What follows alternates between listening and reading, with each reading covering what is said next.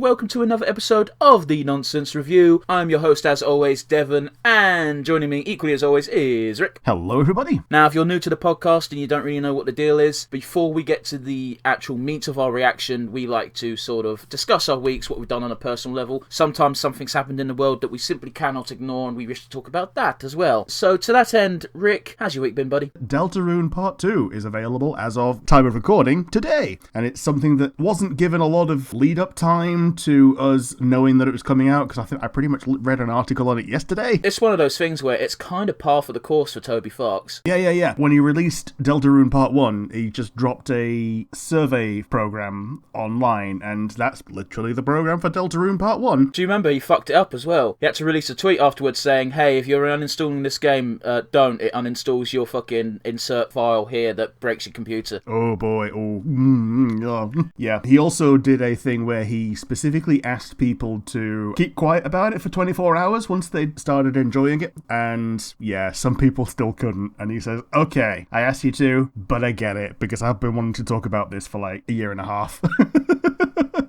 So I'm really interested in seeing how it goes. I've also seen a bit of development gag that Toby made a toilet. There is going to be a toilet in the game. That's a little spoiler for you. He accidentally made it 44 times larger than it should have been, and it was the size of the entire street. And it was so funny, it remained that size. Yeah.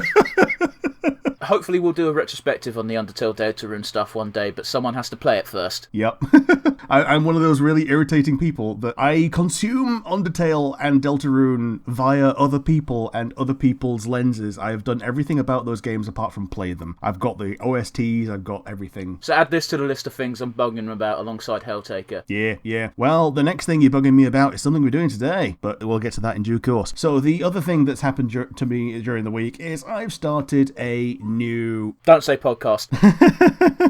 I've started a new employment course thing. This one is pretty promising so far, so fingers crossed on that. Fingers crossed, but I don't think I said this on the podcast, but Rick, you're very well aware, I was out of work for a year, and a lot of the courses, the out of work place in the UK likes to send you on our courses designed to make you stop trying to claim benefits, which is like, cool, great, yeah, lovely, thanks, dickheads. Yeah, absolutely. A lot of the time, the benefit system is a set of hoops to jump through, and the way that they stop you changing hoops to hurdles, that's me and my bit of the world. What's been happening with you and your bit of the world? First things first, Uber Eats is trying to kill me. Is it now? Yeah, I've had to uninstall the app from my phone because it's actually a real fucking problem where every day at about 5 o'clock, which is when I'm starting to think about what I'm going to do for dinner, I shit you not, they send me a ping on my phone saying, hey, struggling to find what to eat? Here, why not do this? And I'm like, yeah, I have a $5.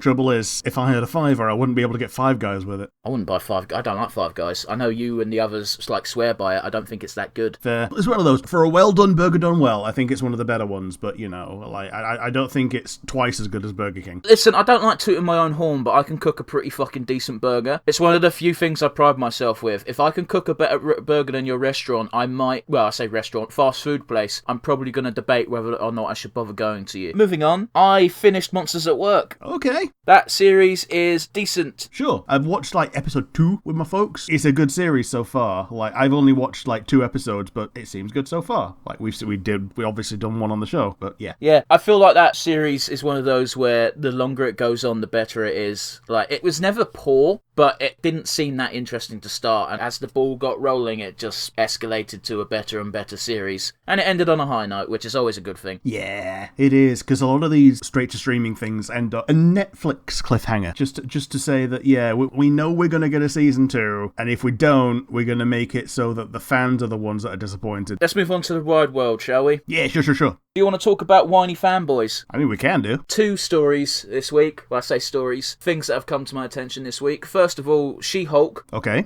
Boy, is there a lot of weirdos complaining about that shit. Why have you got to turn the Hulk into a woman? Is a very common complaint, as if the character hasn't existed for a long-ass time. Yeah. If you've got legitimate complaints, I'll listen to you, but if your complaint is, oh, you're gender-bending a character when the character isn't even related to... She-Hulk and Hulk have interactions, but they've got nothing to fucking do with each other. Yeah, pretty much. Actually learn the fucking lore, fucktard. They're cousins, and just like me and my real cousins, I haven't seen them in a year. But here's the more recent controversy, and I'm using big fucking air quotes, the God of War. Okay. Have you seen this one? No. You've mentioned that it's coming out, and you've mentioned that you like the look of Thor. Here's one that slipped under my radar, and I don't know the character's name, but essentially the character who ends up becoming Loki's, I forget if it's mistress or wife in the actual mythology, they decided for God of War Ragnarok they're going to make that character black. Okay. And people are throwing a hissy fit, because they always do. The only thing that doesn't make a lot of sense is that Norse mythology probably takes place in the very far north where, Except Loki's wife slash mistress slash whatever is a giant. Okay. And they have all sorts of weird fucking skin colours. Yeah, it might as well be red. Like, for real, there's blue, there's red, I'm pretty sure there's a yellow one. Skin colour doesn't fucking matter for giants, because they're all sorts of fucking things. Yeah. Also, it's God of War. I don't know if you've played the God of War games, but they shit on the fucking actual mythology that they're using all the goddamn time. Yeah, that's the whole point. You shit on it with great force, and normally murderous force. For God's sake, Kratos... spoiler for God of War, guys, so cover your ears for a minute. For fuck's sake, in their games, Kratos is the father of Loki. Oh, I didn't know that. Well, you don't care about God of War, so I didn't mind spoiling it for you. We find out at the end of the first game, Atreus is Loki. So, you can't really go, oh, it's shitting on the lore when... that's kind of what God of War does, full stop, you fucks. Yeah, that's a cute little thing, though. Like that I like that. Yeah, it's a shame that we won't... well, I assume we won't actually get to fight Loki because of that, but I get it. It's kind of a cool twist. Last but not least, and I'm not going to dwell too long on this, a comedian I like called Norm Macdonald passed away. That was sad. No, I did a bit of Google through. Canadian comedian who worked on SNL. Rest in peace, Pigeon. And yeah, so I guess moving on, Rick, should I take over the next segment, I guess? Well, here's the thing. It's a cartoon that's near and dear to your heart, and hopefully will soon be near and dear to mine. It's one that I recommended to you, and... What? You never recommended this to me, dude. Did I not? No, I got this from Twitter. Okay. Like, we can go back to the episode when I first mentioned it, because I remember saying I watched the first episode of Our House, and you went, oh yes, I've been meaning to watch this. Trying to take credit for shit. Well, okay, so here's the thing. I see things in Disney, and I go, cool. And I put them in the back of my mind. And if I haven't recommended it to you, then I apologise, because it's something that's been on my radar for a while. We can thank the podcast for even having it come on my radar. We follow a lot of fan artists on Twitter for Steven Universe and She-Ra, etc. Yeah. When season 2 of this started coming out, they just fucking went full force, oh, we're doing fucking the Owl House fan art. And I went, oh, these characters are cute. This is interesting. Oh, I got spoiled on what this character's going to end up with, but that's fine. That's cool. I dig it. But yeah, it's cool. I love it. Oh my days, the end of season 1 ends on such a highlight. I can't wait for you to binge this shit. Let's fucking go. So, Owl House, season 1, episode 1, A Lying Witch and a Warden. Oh, come on now. You love that pun. Yeah, I do. I always love a pun. But yeah, 3, 2, 1, and go. Now, I will say this. The first 3 episodes... Oh my days, I need to fucking turn this down. The first 3 episodes are very good at establishing the world. Warrior of Peace, now eat this sucker. My only weakness, dying. I still can't tell... Oh, right, okay, I was going to say, I couldn't remember if it was a real snake or not. That's adorable. Awesome. Additional snakes. Yeah. Tell me you're not getting Star vibes from this. Oh, I definitely am.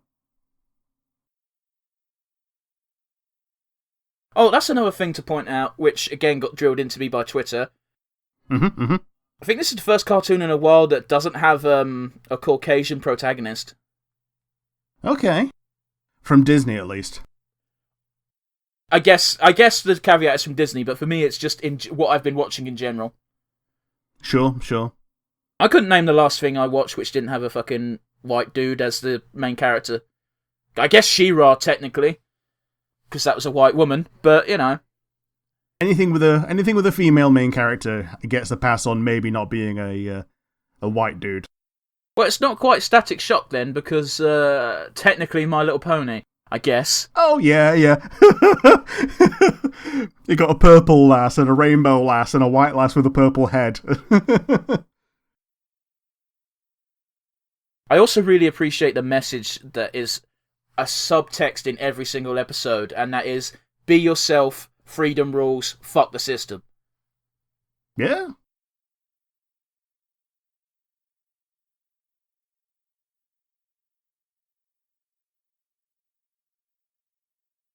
That stings. It does. I do remember at the like. It's one of those. She is clearly a mother who is trying to do the best for her child. That is not in any doubt. However, Yeah. this is probably the most cuntish thing she could have done. Put the thing that you love in the bin and become a boring adult. Like speedrun becoming an adult. Yeah. Oh, it's been nicked. Oh boy. Tiny trash thief. I just noticed something about the evil character on the front of that book. That might be interesting later on. Okay. The snakey. The snakey? Was it the snake or was it the good witch? I assume it wasn't the good witch Azura. No, in the background of the book there was another witch who looked like an old crone with a red sort of dress on. Okay. And she looked rather sinister, shall I say. Sure. You come in here, oh my god, I would actually cry. If I picked that up in some random person's house, I would burst into tears. That's a cute trick. It is very cute.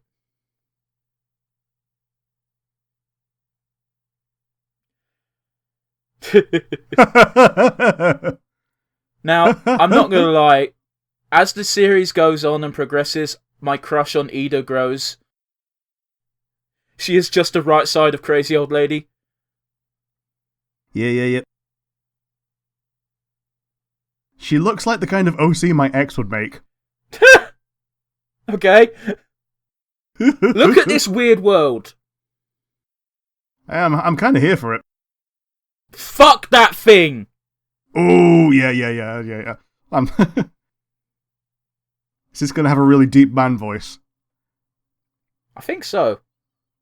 No, it's worse. Not quite.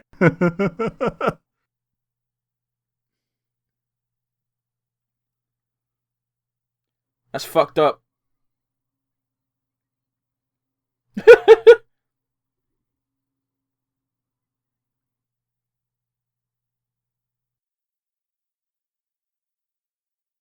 A human filled with holes. I fucking love this shit! Black shadow box that reflects only sadness. I like how there's batteries and a fucking pool ball in human candy.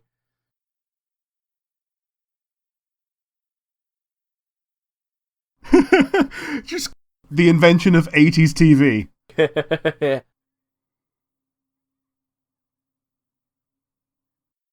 I love how she's taking everyone's money, but she's not giving them anything.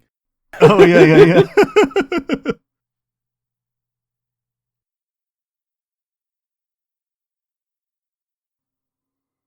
It's just the beginning of a song. I don't think there is songs in this.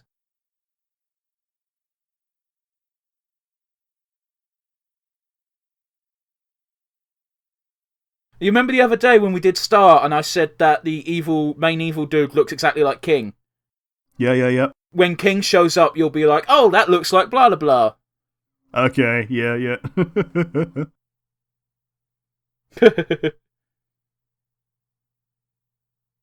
Bonk.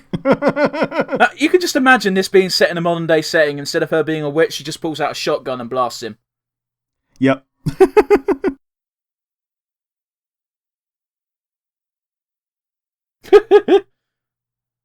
That was a cute little visual, just turning the staff and everything into a bindle stick. It's adorable.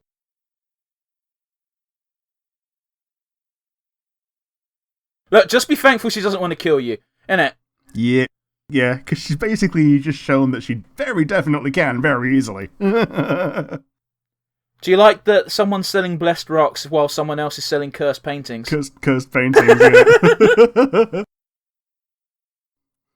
Yeah, I do love like little sight gags like that, especially when they don't feel the need to draw attention to it other than the fact that, yeah, it's right there in your face. Dude, this show is fucking full of them. It's like old Simpsons. Like, do you remember I told you way back when I was like halfway through where they had, what was it? Alchemists Anonymous. Mm.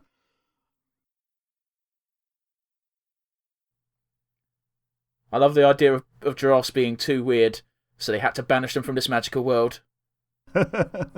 Well, yeah, if you give someone the choice of unicorn, or horse with a horn, or giraffe with the massive fucking long neck and leopard spots, which one do you think was real? This is true.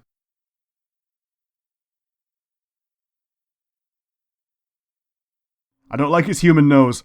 I don't like... so many of the creatures designs in this are just awful. They really fucking freak me out. Oh, we're going to meet Hootie in a sec, and he's an annoying piece of shit.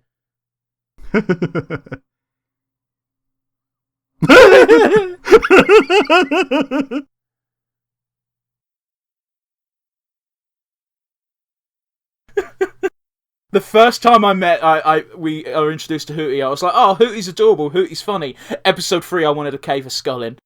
Yep. The character is adorable, and the character has its uses. I'm not debating that. But fuck is the character mildly annoying at times.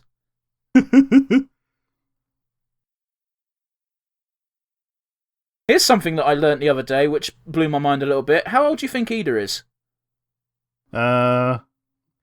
She's either about 33 or 700. Yep, she's 30. Okay. Yep. And this is King. Yeah, the king of demons, yeah. I also love the detail that she breaks into Spanish whenever she's, like, overcome with some sort of emotion. Yeah, yeah. And the only reason I know that Spanish is because the subtitle said speaks in Spanish.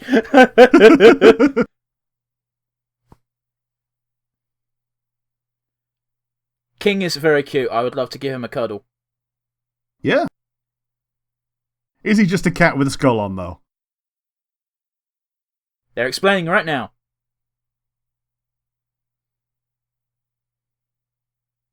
And he became cute. I really like this style of drawing. Yeah. Like, it's used in everything for generic fantasy, like mural, but I love it. It's awesome. Yeah, the mural style. I like it.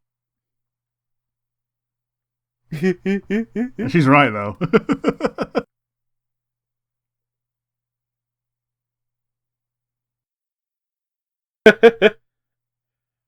Press ganged into petty crime. Oh, I don't know. This isn't really petty. When you see what they have to do, it's not quite petty. Okay. Press ganged into Ocean's 11. Yeah.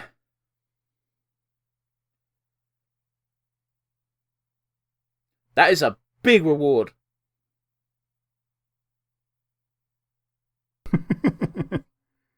It's just covered in grease. Oh, he's got a little foxtail. I thought he was a cat. No, not quite.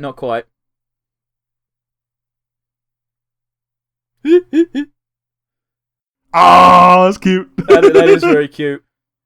I think she's like 13. Yeah. So she's like prime age for just like, oh, you're adorable. Go play with... I almost said traffic, but that's not what I meant.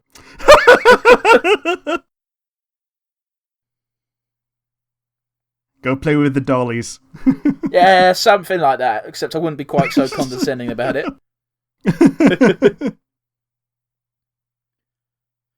Man, if you want to talk about on-the-nose symmetry? Symmetry's not the right word, but you know what I mean. On-the-nose metaphor. Iconography. No. Not iconography. Literally, like, you want to draw a parallel between... fucking fan fiction about food. Mm-hmm. That's gross, bro. Yeah, it is.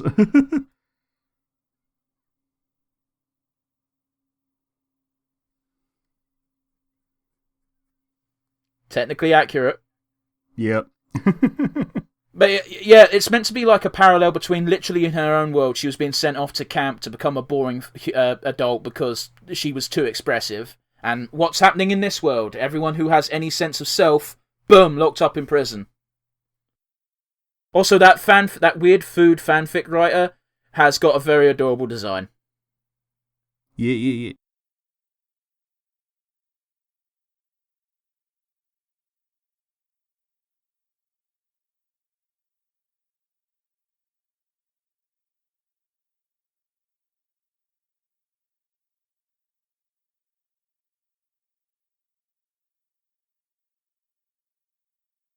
The thing that bugs me about that character's design the most is if she tried, I assume it's a she, who knows, she could squeeze through the fucking bars. Yeah, yeah.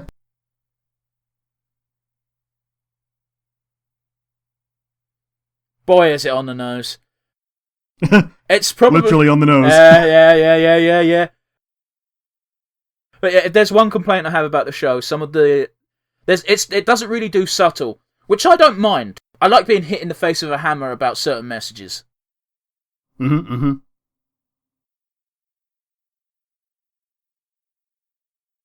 really little girl arms aren't able to activate the lever. Yeah, it's quite odd. I love as well that Ida is not a good guy. Like, she's part of the protagonist team, absolutely, but she is by no means necessarily good. If anything, she's probably like chaotic neutral, maybe. Yeah, chaotic neutral at best. No, I wouldn't put her ever on the evil spectrum. Okay. Like, she's never quite that bad. Whenever she does something, like, morally questionable, it's usually for a good reason. I'd say it's like, I'd say it's chaotic good at best. Chaotic neutral at worst. Sure. She is definitely chaotic.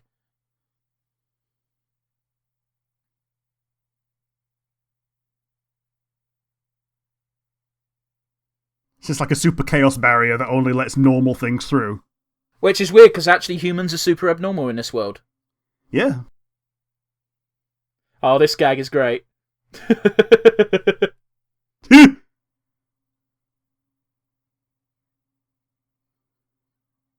So is he just Chuny? I have no idea who that is. A Chunibyo, like delusional. Oh. Well, I'm pretty sure he's a child. Maybe no.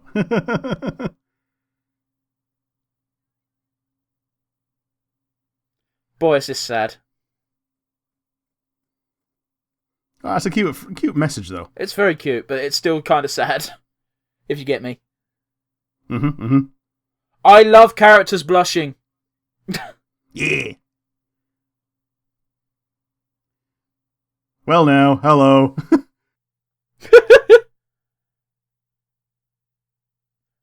I love how it shouldn't be that big of a shocker, because literally earlier in the episode she had her hand come off.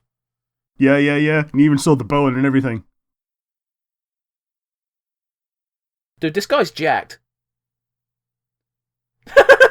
I love how it's such a child reaction. Oh no!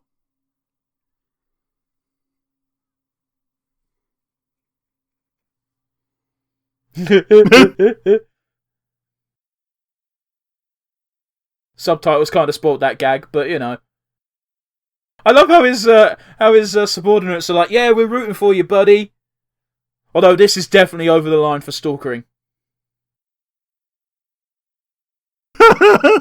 Fucking dickhead, mate. Boy, that's a visual.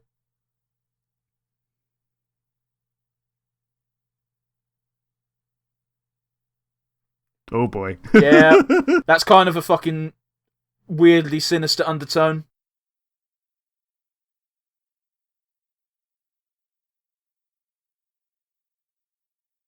Are you really falling for this? Innit? I thought she was going to bite his nose off. I think the nose is literally made of metal, so that wouldn't work. Yeah, totally. That is the most reasonable explanation to give a no. Bonk. Oh, I half expected her body to be doing that. Now, her body was crawling around, fucking helpless.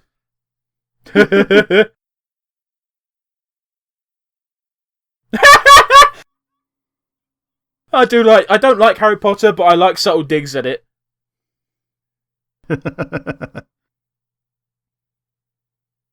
Man, this creature's horrifying.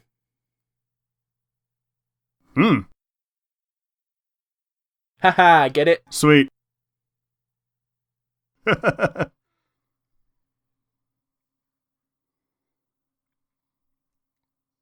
Man, Lucy's doing a pretty good job of fucking flying that thing for a first timer. Yeah. That's such a Simpsons-esque line, isn't it? Out of my bones. Do you remember the time when fucking Bart went, "Oh, my ovaries"? I don't remember that, actually. I think it must have been from the TV show, but it might have been a line they recorded exclusively for the video game. Okay. It's a line he says in Simpsons Hit and Run if you crash into something every so often. Sure, I never played that game. So oh my god, you need to play that game. Yeah, GTA Springfield. It's how I like to fucking explain it. Like, people can't seem to put two and two together, but it is literally just GTA in the Simpsons world. Oh, Little Pearl is still here. Oh, don't call her. That's going to ruin Pearl. Pearl's not quite that, forgive my turn of phrase, grotesque. She's definitely that nosy, though. I don't think so, because Pearl's nose is very long, but it's also very thin. Yeah, sure, fair enough. Whereas that creature is literally all nose. Yeah.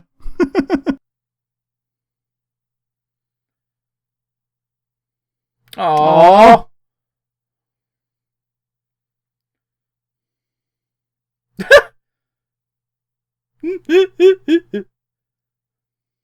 You would think the world is triangle. The ancient art of fan fiction. I like how it's really odd, isn't it, when a show mentions fan fiction and it's not explicitly taking the piss out of it. Like, it took a little jab at it because that's weird what she was specifically doing, but you know. Oh my days, she just murdered a dude. Okay, no, he survived. Okay.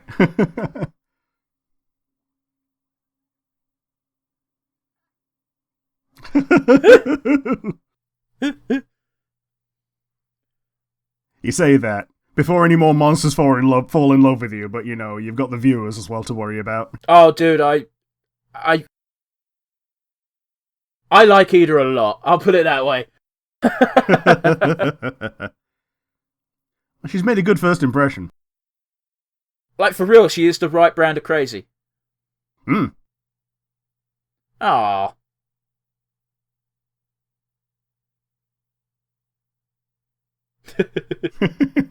I like how they don't have to animate King talking. Yeah. Calling your summer camp the reality check is another level of fuck you. Yeah, it's kind of on the nose a little bit. Yeah, oh well. What was I saying earlier? Yeah. I don't mind. It's great. I love it when shit doesn't have to play with subtext too much. But fuck, you can't say it's not bang on the nose, man. Mm-hmm.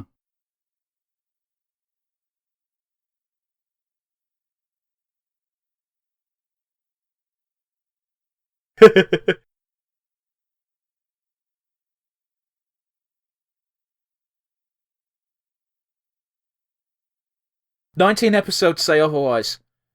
That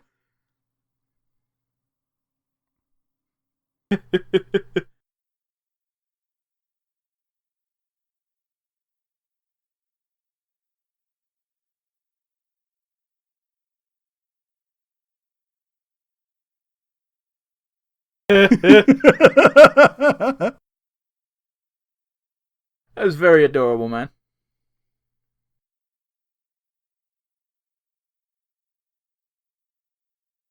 We're going to witch camp. I do like how they established that the relationship between Luz and her mother isn't a bad one. The relationship is good. The situation right now isn't perfect, but yeah. Yeah. I like how Luz patted beside her and King's like, "No, I'm sleeping at the foot." Yeah. The one of the things like they don't fully explain is how the fuck she still has a signal. Probably the same reason that the TV still had signal when all she put in was a battery. Don't. I don't think they thought too hard about it. Oh, it's the star ending. Yeah, okay. I like the ending music. It's nice and mellow. We've not met those characters yet. They are the best friends. I do like the little Sonic the Hedgehog ears that she gets, though, when she puts the hood up. It is adorable. All of the character designs in this fucking show are 10 out of 10 top fucking marks, man.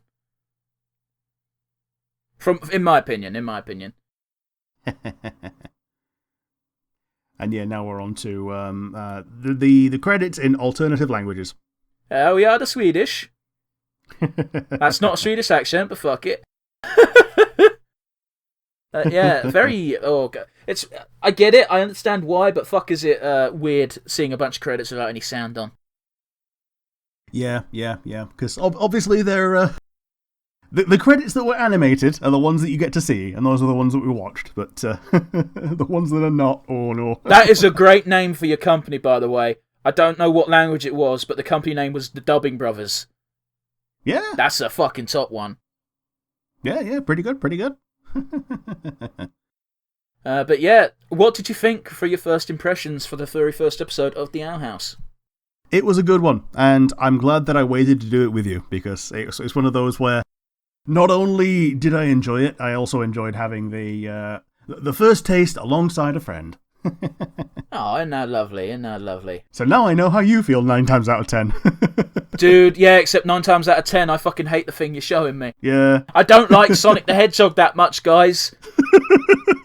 And the worst thing is, that's not even the worst thing I've showed you. Oh, what is the worst thing you've shown me? Oh, I don't know. Because the worst thing I've watched on the podcast so far, I think, because of the amount of my disappointment, was Masters of the Universe. But that had nothing to do with you. That was something I was myself advocating because I wanted to watch it. Like, on the whole, the series that becomes isn't terrible. It just doesn't have the He-Man that everyone wanted. I can't believe we're coming back to this, but I've got to fucking say it. My biggest fucking umbrage is they kill He-Man in the first episode. Now, I know he's not really dead. That doesn't fucking matter. Quote unquote, it's a continuation from the series in either the one they did in 2000 or the one they did back in the 80s. It's fucking not if you kill off the main character and make a new character the main character. Fuck you, Kevin Smith. Yeah, I think the only thing that really does stick in the throat is Kevin Smith saying, "Oh, you really think that let me make He-Man without He-Man?" And then he does. That's just it, though, is I wouldn't be quite so annoyed if Kevin Smith wasn't like, "Oh, it's not my fault you don't like it. That's on you." It's like, no, you wrote the f***ing thing, you prick.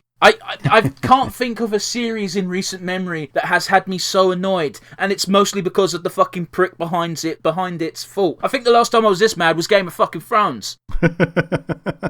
Anyway, little pot of hate aside, Owl House is great. I can't wait for you to get to Grom Night. That is a great fucking episode, and the next episode that's great is the second to last episode because it has my favourite trope ever in existence in it, and I fucking adore it. Can't wait for you to get there. But yes, we should probably ask the all-important question of, did you have a favourite moment of that episode, buddy? I think it was seeing Ida's head talking after it had been severed. Just as a general establishing moment of, yeah, she can operate detached. Like, we've seen that she can operate detached already, but she can operate really detached, and then has the comeback of, you chopped off my head. It's a very rational response to, will you go out with me? Well, no, you're a stalker and you killed me. Yep. It's like a necromancer bringing a girl back from the dead and being like, oh, I want to go out with you. And it's like, but bitch, you're the reason I'm dead. Yep. That's my favourite moment. What about you? My favourite moment is one of the final moments where Luz is like, sorry, not Luz, Ida offers her hand for a handshake and Luz goes, nah, fuck that, gives her a cuddle, and then King is squirming to get out, too tight. Yeah. Yeah, Ida going, what is this? It's also a very sad little nod to the fact that actually, yeah, Ida is quite lonely. Yeah.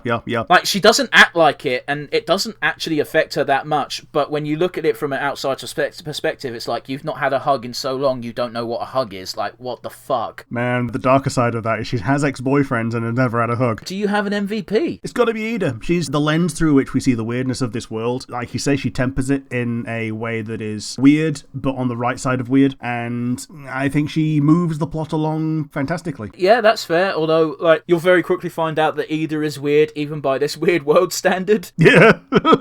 Which, again, I just fucking love, I adore. I like the weirdo, usually. Yeah. As long as they're a weirdo and not a fucking creepy stalker weirdo. Creepy stalker weirdos can get fucked. So yeah, Ida gets my vote. So how about you? Who is your MVP? Well, I'm going to pull a classic Rick maneuver and be like, you took my MVP, so I'm going to go for a different one. I'm going to give it to King, because he's just so goddamn adorable. Yeah. King's adorable, and he is surprisingly prevalent throughout the series. I expected him to just sort of be in the background for a lot of stuff later on. But no, he keeps being not the centre of attention, but around. So that was pleasant. It's nice when your background character graduates but still stays relevant. Yeah, although I'd argue he's never really a background character. character. Yeah, I can't wait for you to meet Hootie and go, oh, Hootie's kind of funny, and then immediately go, oh, Hootie's kind of annoying. Yep. But yes, I suppose that wraps up this episode quite nicely. I want to give a fun little tidbit because I think it'll be quite a funny little tale to let you guys know. Today's plan wasn't actually to do the Owl House. It was to watch Star Wars Visions. However, I completely fucked up and misread the email I got from Disney Plus, so that's not out until the 22nd, so we couldn't do it today. Yep. So that's something we're going to do in the future anyway. Now, if you're watching on YouTube, please do drop us a comment down below. We do like to hear from you. If you're not watching on YouTube and you're listening to us via one of the audio platforms we use, then please feel free to send us an email, which, by the way, should be going towards nonsensereviewuk@gmail.com. Once again, that is nonsensereviewuk@gmail.com. And yeah, we really want to hear from you. If we get interesting comments or an interesting email, we might even read it on the show. We haven't got any time set aside from it, but we've also not received anything yet. So, whose fault is it really? We promise not to roast you too hard. But yes, thanks for making it this far. We hope you enjoyed, and we'll see you again next week. Join us again for Nonsense Review. Bye-bye!